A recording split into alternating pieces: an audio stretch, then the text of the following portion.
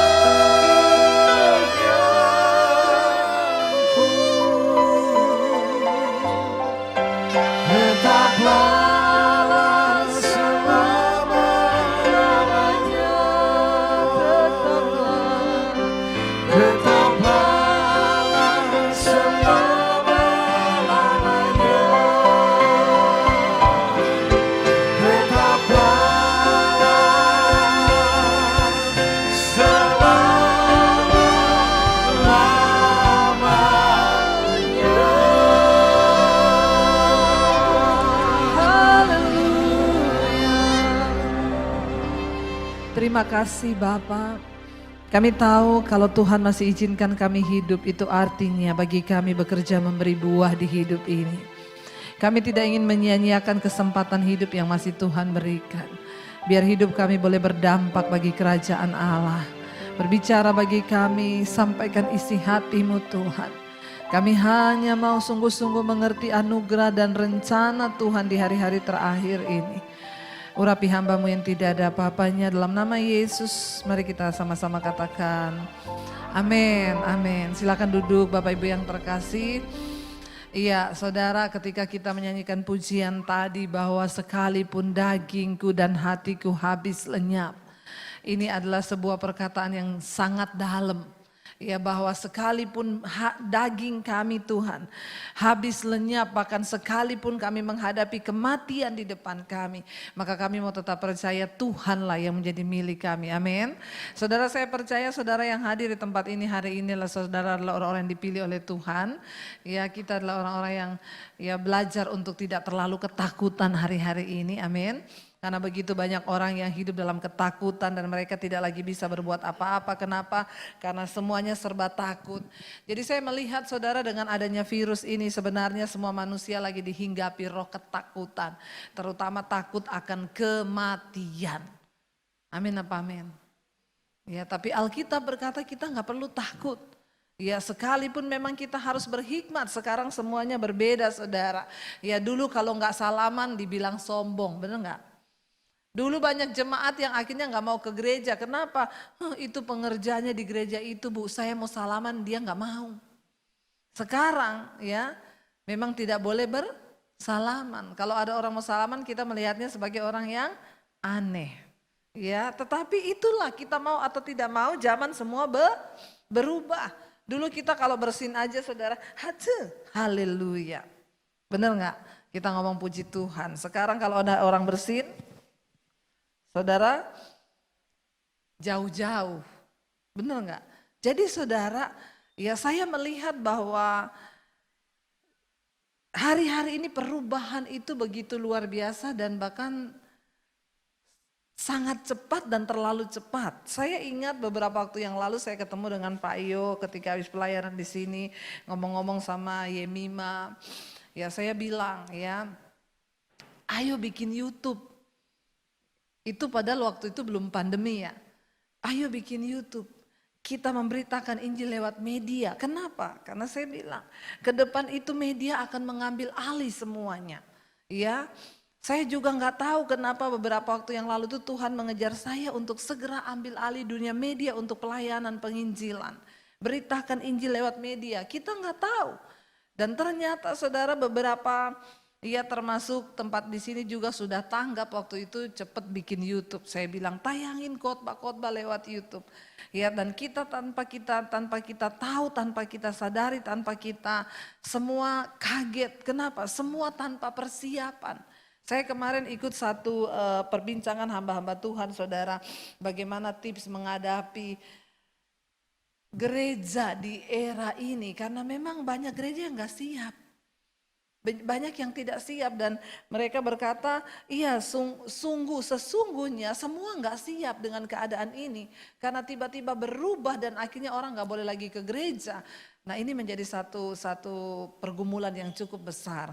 Tapi saya percaya semua yang terjadi itu ada di dalam kendali Tuhan. Saudara ya kita harus, saya sampaikan tadi pagi di grup keluarga saya dibahas tuh. Kenapa orang mati? Katanya COVID ini hanya membunuh mereka yang sudah tua dan punya penyakit bawaan.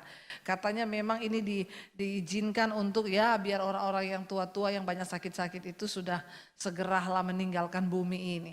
Tapi kita nggak tahu apapun itu ya mau teori konspirasi ataupun itu bukan bagian kita untuk cari tahu.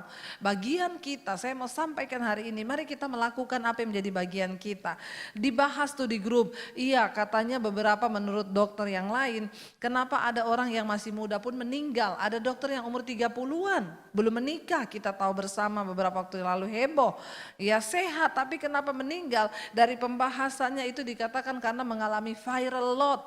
Di mana jumlah virus yang masuk ke badannya itu terlalu besar sehingga tiba-tiba menyerang dalam kondisi sistem imun tubuhnya yang lemah mungkin karena kecapean atau stres. Ya, lalu semua pada bahas iya gini-gini. Saya cuma balas satu kata, kenapa orang meninggal masih muda? Karena memang sudah waktunya. Amin. Enggak usah terlalu ribet mau dipikir kenapa ini begini begitu. Lah kita ini kan kalau mau kembali pada Tuhan kita percaya hidup dan mati kita ada di tangan Tuhan. Oke, kita berhikmat hari-hari ini, tapi jangan lupa untuk tetap beriman. Kita harus tetap percaya bahwa hidup mati di tangan Tuhan. Bukan berarti kita tidak berhikmat lalu kita keluar tanpa masker, itu salah saudara. Kita ikuti semua yang berlaku, aturan yang berlaku, kita cuci tangan, tetapi jangan lupa kita harus hidup dengan iman hari-hari ini. Amin. Ya. Jangan ketakutan berlebihan, makanya saya bilang saudara, tadi waktu lagu puji-pujian goyang saudara. Kenapa? Saya tahu saudara sudah mulai jarang goyang di rumah, amin. Apalagi dengan tidak ibadah, semua jadi kaum rebahan. Ya, jadi saudara ternyata, ya bagaimana sistem imun tubuh kita tetap kuat, banyak-banyak nyanyi memuji Tuhan, bersuka cita. Amin. Ya. Itu yang paling penting karena Alkitab berkata hati yang gembira obat yang manjur. Oke, kita harus berhikmat tapi jangan lupa beriman. Saya sangat percaya kalau satu saat memang saya dipanggil Tuhan mati, ya berarti sudah waktunya. Ada tuh yang umur 90 tahun sembuh dari COVID. Ada. Berarti memang belum saatnya mati. Saudara, bagaimana kita memandang hari-hari ini? Saya percaya semua yang terjadi ini seizin Tuhan. Hari-hari ini pemurnian sedang terjadi. Gereja dimurnikan, hamba-hamba Tuhan dimurnikan, umat Tuhan dimurnikan. Sekarang dengan begini kita nggak bisa ke gereja. Ya, tadi sudah dikatakan, mari kita minta Roh Kudus berperan dalam hidup kita untuk mengejar pertumbuhan rohani kita. Ya, semua orang harus online. Saya begitu mengucap syukur saudara ya, kenapa? Karena memang ya itu yang saya pernah saksikan di sini. Saya nggak tahu itu mulai dari tahun-tahun lalu Tuhan terus mengejar saya untuk bikin channel YouTube untuk memberitakan Injil. Saya tidak mengerti, saya nggak tahu, bukan tujuan saya kejar subscribe banyak, bukan. Tapi saya hanya mau memberitakan firman Tuhan. Tiba-tiba waktu pandemi itu, saudara sampai sekarang saya bikin acara live streaming Mesbah Doa jam 8 malam. Siapa yang ikut tiap malam? Yang belum ikut bertobat. Ya, saudara itu sekali tayang live streaming, pertama tayang 1 jam pertama bisa sampai 16.000 sampai 20.000 yang nonton. Kalau udah besoknya itu sudah sampai 48.000, 50.000 yang nonton.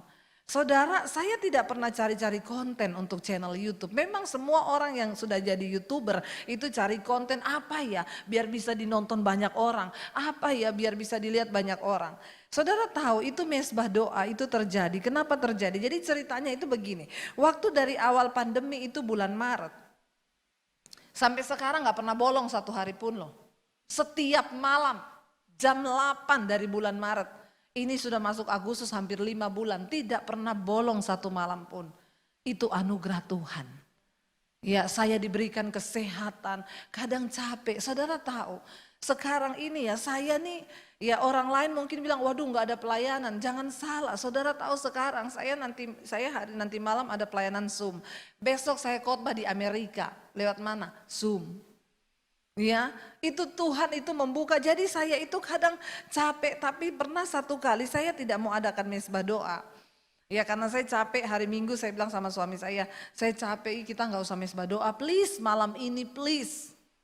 Udah 7:30 orang mulai WA, Ibu kok belum ada tayangan iklan Mesbah Doa ya? Saya bilang kayaknya gak ada malam ini, dia kirim foto dong. Kami satu keluarga sudah di depan TV.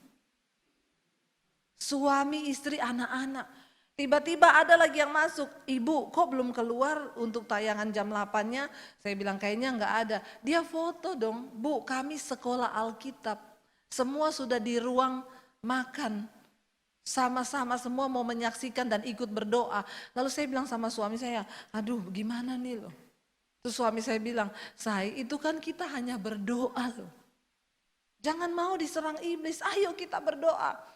Jadi hari itu juga tetap tayang siaran langsung saudara Mesbah Doa. Saudara tahu itu Mesbah Doa itu bukan sekedar konten. Jadi waktu itu awal Maret pandemi mulai terjadi dan benar-benar dilarang beribadah.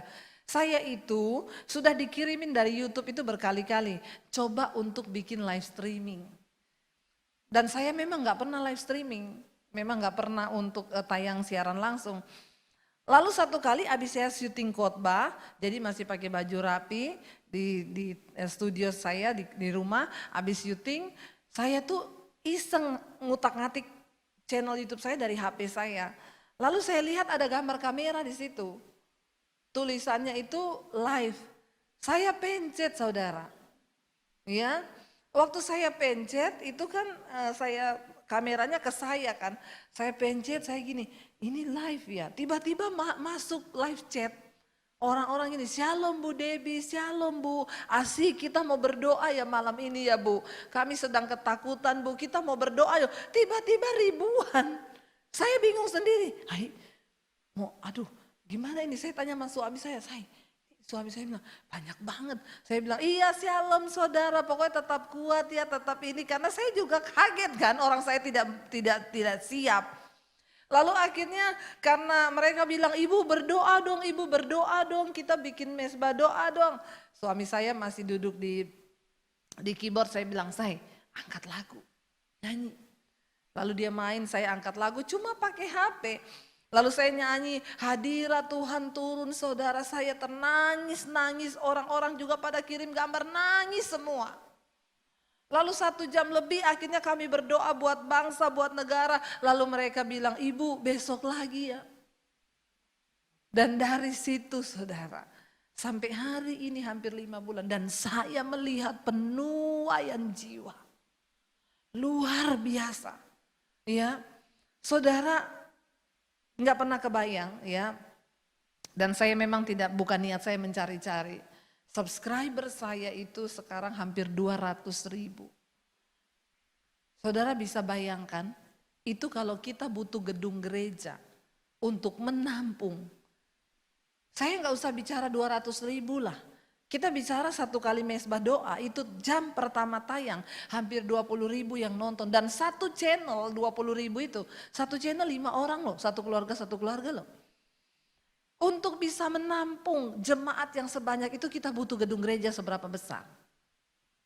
Benar gak? Dan itu saudara lintas agama, lintas budaya. Sejak itu tayang saya melihat orang yang konseling. Ya, karena saya memang kasih nomor HP di situ. Itu saudara yang masuk ya. Sekarang di HP saya ini ya dalam waktu sebulan 2.000-an lah chattingan yang masuk. Itu orang bermasalah. Ibu saya bersyukur sejak menemukan channel ibu saya baru mengerti menjadi Kristen yang benar. Ibu saya sudah 40 tahun jadi Kristen. Tapi selama ini saya nggak tahu menjadi orang Kristen yang benar tuh kayak apa. Saudara sudah mengerti menjadi orang Kristen yang benar kayak apa? Amin. Harusnya kita mengerti. Kenapa? Kita ada di hari-hari yang genting. Kematian ada di depan mata kita hari-hari ini. Dan kita sebenarnya memang tidak perlu terlalu takut. Tapi kita juga harus berhikmat. Kenapa kita nggak takut? Saya bilang sama orang-orang yang ketakutan. Bu, ada orang-orang yang telepon Bu Debbie. Saya sejak pandemi ini saya cemas, saya ketakutan. Tiap malam nggak bisa tidur. Jantung saya berpacu. Saya udah bolak-balik ke psikiater Bu. Saya bilang, Ibu jangan terlalu takut dengan virus corona. Kenapa? Ibu masuk kamar mandi hati-hati. Kalau kepleset juga bisa. Benar enggak saudara? Jangan berpikir orang hanya mati karena corona. Tapi selama Tuhan kasih kita hidup, apa yang harus kita lakukan? Seringkali saya tuh sedih ya. Lihat orang Kristen yang hidup ketakutan sampai nggak bisa. Mau keluar komplek aja ketakutan loh. Ada ibu-ibu yang bilang, Bu saya selama pandemi keluar rumah aja belum pernah. 1 langkah keluar dari rumah saya nggak pernah. Lalu ibu di rumah ngapain aja? Ya itulah. Tiap hari berantem sama suami. Karena suaminya juga stres. Saudara hari-hari ini selain roh ketakutan. Ya iblis itu juga akhirnya membuat orang depresi, tertekan. Lalu yang ada ribut di dalam keluarga. Saya berdoa supaya kita selama masa pandemi ini justru kita menemukan Tuhan. Amin. Saya banyak mendengar orang-orang yang gini. Bu, ada satu kesaksian dari seorang ibu. Saya sama suami sebelum pandemi. Kami bekerja sendiri-sendiri. Suami saya berangkat pagi, saya berangkat pagi, anak-anak berangkat sekolah. Waktu pulang ke rumah saya datang, anak-anak sudah tidur, suami pulangnya malam. Kami hanya bicara seadanya di rumah. Dia bilang gini, tapi ibu maaf ya, mungkin saya salah satu orang yang berbeda dengan orang yang lain. Saya bersyukur dengan corona. Loh, kenapa? Sejak adanya corona kita semua diam di rumah. Setiap malam saya nonton mesbah doa ibu. Sekarang suami saya bertobat. Anak-anak saya sekarang setiap malam kami sekeluarga bergandengan tangan berdoa. Dan kami merasakan bagaimana hidup yang sesungguhnya di dalam Tuhan. Saudara, tidak ada sesuatu yang sulit bagi orang percaya. Bahkan di masa ini pun kita masih tak bersyukur. Kenapa? Karena Tuhan melihat dan Tuhan sanggup memulihkan, tergantung sekarang cara pandang kita. Bagaimana kita memandang. Seringkali saya melihat orang-orang yang di luar sana itu lebih percaya Tuhan loh. Maaf loh, orang-orang yang bukan Kristen loh. Ya. Orang-orang yang mereka itu memang harus bekerja, pedagang-pedagang keliling. Ya saya tanya, Mas, enggak takut Mas keluar-keluar gini lagi musim corona? Ya, saya lebih takut di rumah, Bu. Kenapa? Kalau saya keluar belum tentu mati kena corona. Di rumah bisa mati digebukin istri saya. Jadi istri saya lebih berbahaya daripada virus. Saudara, saya tanya, Mas kenapa terlalu percaya begitu? Enggak takut mati?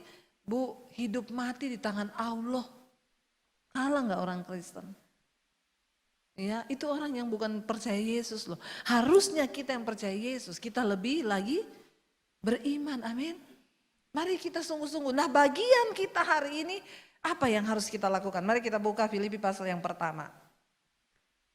Filipi pasal yang pertama ayat yang ke-21 langsung saja saudara. Ya, Filipi 1 ayat 21 berkata, mari kita baca sama-sama. Ini ayat hafalan tapi seringkali kita kurang menyadari dan mengerti artinya. 1, 2, 3 baca. Karena bagiku hidup adalah Kristus dan mati adalah keuntungan. Ya, ayat ini dengan jelas berkata ini cukup untuk membuat kita percaya di masa-masa ini bahwa menjadi orang Kristen tidak ada yang perlu kita takutkan karena Tuhan yang pegang kendali atas hidup kita dan harusnya setiap orang percaya mencapai kedewasaan iman sehingga kita bisa berkata seperti ini, bagiku hidup adalah Kristus, mati adalah keuntungan. Tidak semua orang bisa berkata begini termasuk orang Kristen. Loh kalau mau jujur saudara percaya nggak ayat ini? Yang berkata bahwa mati adalah keuntungan, saudara percaya? Berapa banyak yang udah siap mati? Nah, berarti nggak percaya. Ya, saya tidak tanya yang mau mati loh. Yang mau mati enggak, yang sudah siap. Kalau Tuhan panggil nanti malam, berapa banyak yang siap? Sering kali terlalu mudah kita bicara, kita percaya pada firman. Tapi hanya sedikit yang berani mempercayakan hidupnya sungguh-sungguh pada Tuhan. Ini sebuah pertanyaan yang penting untuk ditanyakan di masa-masa ini. Benar gak saudara? Iya. Berbicara tentang kematian itu bukan saya tanya siap mati, oh saya udah mau mati. Enggak, yang sudah siap. Kalau memang kita percaya pada hal ini, ya, kenapa banyak orang yang gak siap dan tidak berani berkata ayat ini saudara? Sebenarnya rahasianya bagaimana kita bisa berkata bagiku mati adalah keuntungan yang di atas itu loh. Yang kita ini gak sungguh-sungguh lakukan. Karena di sana dikatakan apa? Bagiku hidup adalah Kristus. Banyak orang Kristen yang gagal, ya, pada kata-kata ini sehingga mereka belum siap ketika Tuhan panggil. Sudahkah hidup kita sekarang benar-benar kita hidup bagi Kristus? Atau kita hidup bagi diri kita? Atau kita hidup bagi dosa kita?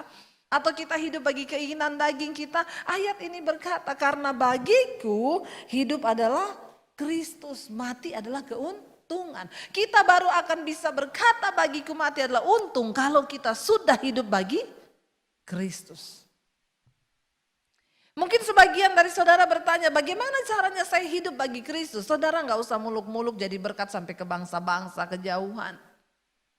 Yuk, sebagai suami, sudahkah engkau berdampak di dalam rumah tanggamu? Apakah engkau sungguh-sungguh menjadi suami yang membawa kehidupan Kristus di dalam pernikahanmu? Bapak-bapak, mari kita introspeksi diri. Dengan semua yang terjadi, harusnya kita ini sudah membuka mata kita untuk sungguh-sungguh melihat. Ya, bahwa kita nggak punya lagi pilihan hari-hari ini selain datang di kaki Tuhan, duduk benar-benar dan tanya Tuhan apa yang kau mau untuk kami lakukan di hari-hari ini. Amin saudara. Ayat ini berkata karena bagiku hidup adalah Kristus. Apakah kita hidup bagi Kristus sekarang? Hidup bagi Kristus artinya apa? Ya kita yang dulu itu Rasul Paulus berkata, aku bukan aku lagi tetapi Kristus yang ada di dalam aku. Jadi kalau kita itu berhak untuk marah, kita akan berkata Tuhan aku berhak untuk marah. Tapi karena hidupku bukan aku lagi, maka aku gak mau marah-marah. Amin. Aku bisa tersinggung Tuhan, tapi karena hidupku bukan aku lagi, ya aku gak mau tersinggung Tuhan yang ada di dalamku. Mari kita belajar mematikan setiap keinginan daging kita dan mempercayakan hidup kita pada Tuhan. Bapak Ibu yang terkasih, di masa pandemi ini juga tingkat perceraian naik, KDRT terjadi naik. Kenapa? Karena orang di rumah akhirnya ketemu banyak yang kehilangan pekerjaan. Firman Tuhan berkata ingat loh akan datang masa yang sukar. Ini baru awal, ini belum semuanya. Ya, kita sudah melihat kalau sampai hari ini kita masih hidup itu anugerah karena begitu banyak hamba Tuhan juga yang dipanggil. Yang kena virus ini. Makanya tadi pagi saya bilang saudara, kita tidak perlu takut berlebihan. Saya percaya kalau orang memang sudah meninggal kena virus ya memang berarti sudah waktunya dia meninggal. Nah bagian kita yang masih tinggal di dunia ini ngapain kita hidup? Mari hidup bagi kepentingan Tuhan. Sebagai suami jadilah suami yang takut akan Tuhan menjadi imam dalam rumah tangga. Yang membawa istri dan anakmu datang kepada Tuhan. Itu tugas dari suami. Sebagai istri mari engkau menjadi penolong yang baik dalam rumah tanggamu. Yang menjadi penolong bagi suami dan anak-anakmu. Sebagai anak di dalam rumah tangga. Mari engkau hidup taat kepada orang tua dan mencintai Tuhan. Jangan memberontak. Amin. Kita kembalikan fungsi Alkitabiah dalam rumah tangga kita saudara. Mari kita hidup bersama bergandengan tangan. Udahlah gak ada lagi pikiran lain mau kaya mau apa. Sudah kita masih bisa bertahan hidup hari-hari ini. Itu sudah anugerah. Karena ke depan akan begitu datang masa yang sukar. Yang lebih daripada ini saudara. Tapi kita gak pernah tahu. Orang bilang nanti setelah ini akan pakai chip akan apa. Ya bisa iya bisa tidak. Gak ada yang tahu. Kalau penggunaan uang tunai nanti sudah gak ada. Ya kita lihat ke depan ini beberapa negara sudah menghapus pemakaian uang tunai.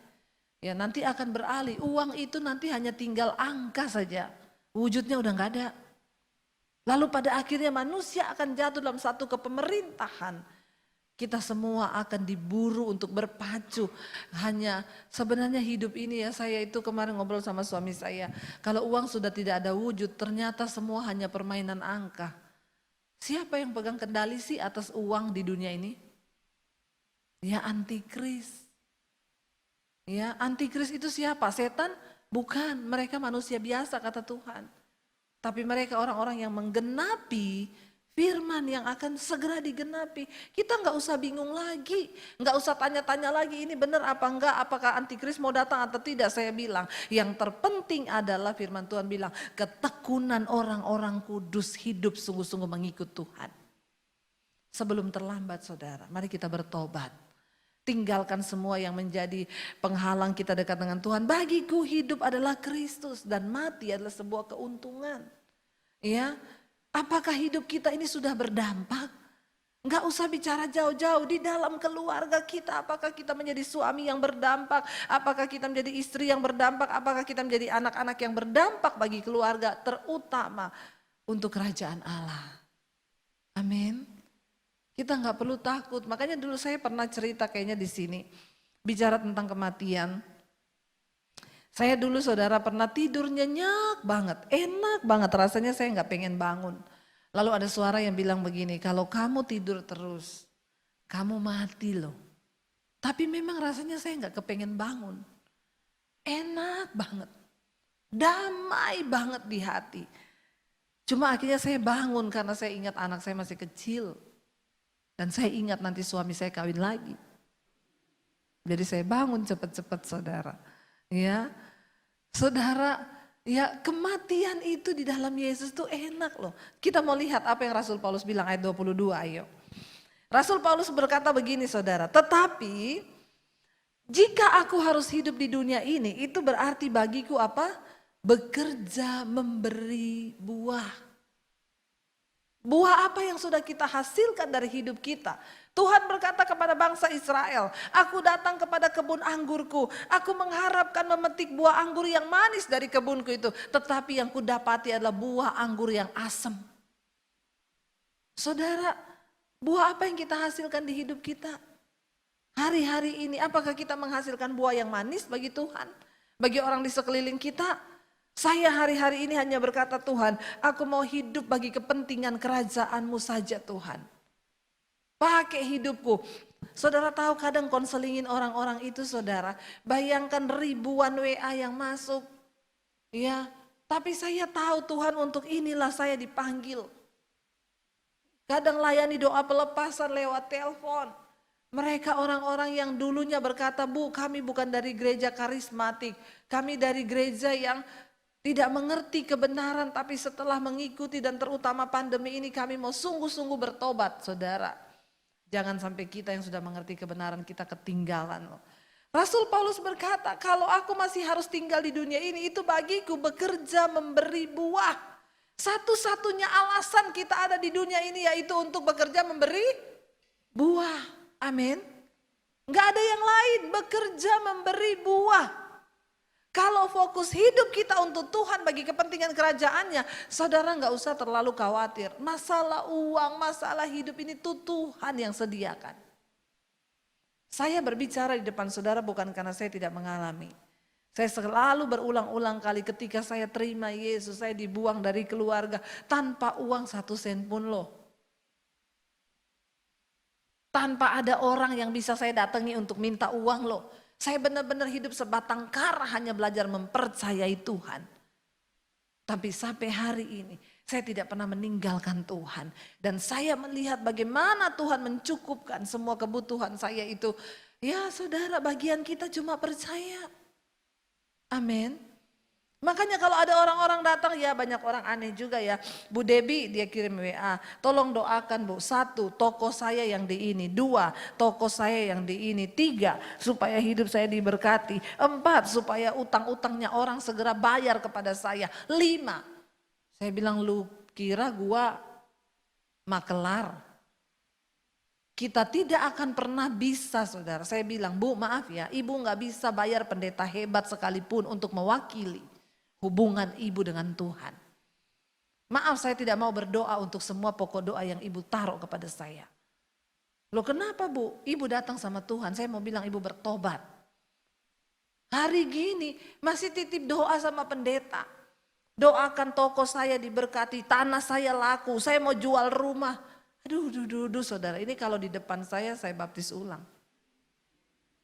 Ya. Ada loh orang-orang Kristen yang masih begitu. Saya bilang Tuhan gak tertarik dengan semua ini Bu. Tuhan tertarik dengan hidupmu. Amin. Hidup yang apa? Memberi buah bagi Kristus. Hari ini orang-orang yang mengandalkan kekayaan semua berjatuhan loh saudara. Ada dalam ketakutan, yang paling enak itu cuma anaknya Tuhan Yesus. Ya. Kita nggak perlu khawatir, kita nggak perlu ragu. Fokus kita adalah kata Rasul Paulus, hidup memberi buah. Kalau saudara belajar dari hidup Rasul Paulus tuh ngenes tiap hari masuk keluar penjara karena Yesus. Dia mikir mau makan apa? Kagak, malah dikasih makan gratis di penjara. Artinya apa saudara? Kalau kita mau mengetahui, ya kalau kita mau sungguh-sungguh percaya itu yang Tuhan bilang. Banyak orang berkata percaya padaku tapi hanya sedikit yang berani mempercayakan hidupnya kepada Tuhan. Ini waktunya ayo kita mulai percaya. Saya saudara, saya tadi pagi juga bersaksi sedikit. Ya beberapa waktu yang lalu itu saya melihat bagaimana gereja-gereja besar juga sudah nggak mau terlalu mengundang saya. Kenapa? Karena memang khotbah-khotbah saya itu banyak orang kaya yang tersinggung. Ya, karena terlalu banyak ngomong soal ya kebenaran, saya hanya ngomong kebenaran. Saya sempat bertanya, Tuhan, kalau kita memberitakan kebenaran aja banyak yang gak suka. Ya, sampai kapan? Ya, tapi saya cuma setia saudara di YouTube itu saya beritakan. Saya kemarin dapat telepon dari Amerika, ada satu orang pendeta yang sudah 10 tahun meninggalkan Tuhan. Karena dia kecewa pada Tuhan. Dia melayani Tuhan tapi dia divonis kena kanker. Lalu dia marah sama Tuhan dan dia meninggalkan Tuhan. Padahal 10 tahun ya dia tidak mati loh. Kan harusnya itu sudah satu anugerah kan. Tapi karena dia kena kanker, lalu dia nggak punya uang untuk berobat, lalu orang-orang mulai meninggalkan dia, termasuk teman-temannya, teman-teman gereja meninggalkan dia, kepahitan sama Tuhan. Dia telepon saya, dia bilang, Bu, terima kasih Bu. Saya menangis di kamar saya, waktu saya dengerin khotbah Ibu di YouTube. Saya menangis dan minta ampun sama Tuhan Bu.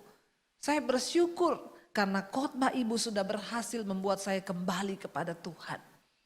Dan hari ini Bu, dia bilang waktu itu kenapa saya tinggalkan Tuhan? Saya bertanya kenapa Tuhan izinkan saya kena kanker dan saya nggak punya uang untuk berobat. Sementara orang Kristen meninggalkan saya, orang gereja meninggalkan saya di saat saya benar-benar membutuhkan mereka. Saya kecewa sama Tuhan, saya bertanya. Lalu saya bilang sama dia, Pak, menjalani hidup ini bagian kita hanyalah menjalani dan percaya pada firman. Dan tidak usah banyak bertanya. Amin. Kenapa saudara? Karena tidak semua pertanyaan di hidup kita itu ada jawabannya. Berhentilah bertanya karena engkau akan kecewa. Kenapa? Karena tidak semua peristiwa masalah yang terjadi di hidup kita itu ada jawabannya, itu seringkali nggak ada jawabannya. Nanti aja kalau ketemu Tuhan di sorga baru tanya. Bagian kita adalah apa? Mencoba mengerti apa maksud Tuhan di balik setiap persoalan itu. Berhentilah bertanya. Makanya orang-orang Kristen yang WA kepada saya, Bu, kan semua yang terjadi seizin Tuhan. Kenapa Bu Tuhan izinkan virus corona ini terjadi Bu? Lalu banyak yang mati, kenapa Bu? Saya bilang nanti besok kalau kamu udah mati tanya sendiri sama Tuhan. Jangan tanya sama saya. Ya, kita semua nggak tahu jawabannya. Ada hal dan banyak perkara di hidup ini yang memang tidak ada jawabannya. Bagian kita menjalaninya dengan iman percaya kepada Tuhan, mata yang tertuju kepada Kristus. Amin. Kalau berbicara tentang akhir zaman, ngeri loh saudara, ngeri. Ngeri, saya bilang sama anak saya, ya kalian, mami cuma bilang cari Tuhan sungguh-sungguh. Jangan terikat dengan game, menakutkan waktu masa pengangkatan, satu rumah terangkat, kamu main game ketinggalan.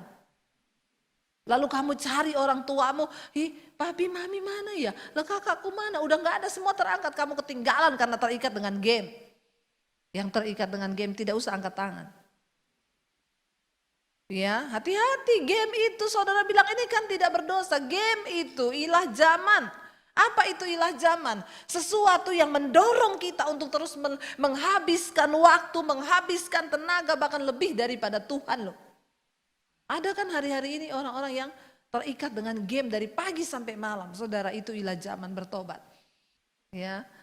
Saudara, mari kita sungguh-sungguh hari-hari ini taruh iman kita. Kita lanjut sebentar ya, di situ dikatakan. Jadi Rasul Paulus berkata bilang, jadi mana yang harus kupilih aku tidak tahu. Bayangkan loh, saking dia itu percaya sama Tuhan, dia bilang dia nggak tahu pilih mana, mati atau hidup. Wow nggak saudara? Wow kan? Kalau orang sudah seperti ini, apa lagi yang dia mau takutkan saudara ya?